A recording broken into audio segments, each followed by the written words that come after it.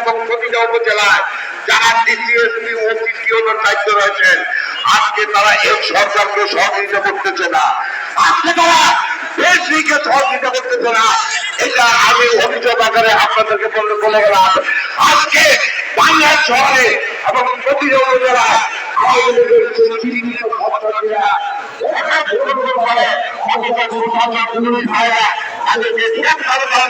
তাদেরকে সহযোগিতা করতে চায়। এই হচ্ছে আজকে টাঙ্গাইলের প্রশাসনের অবস্থা।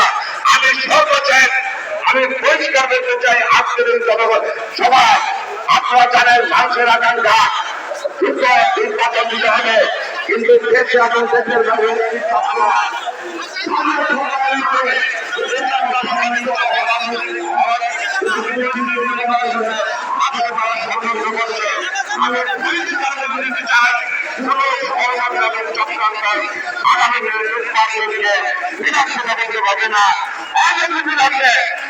বাংলাদেশের জাতীয় সরকারের নির্বাচনের ঘোষণা দিতে হবে এবং নির্বাচনের তারিখ ঘোষণা দেওয়ার আহ্বান জানিয়ে আমি আমার সংক্ষিপ্ত বক্তব্য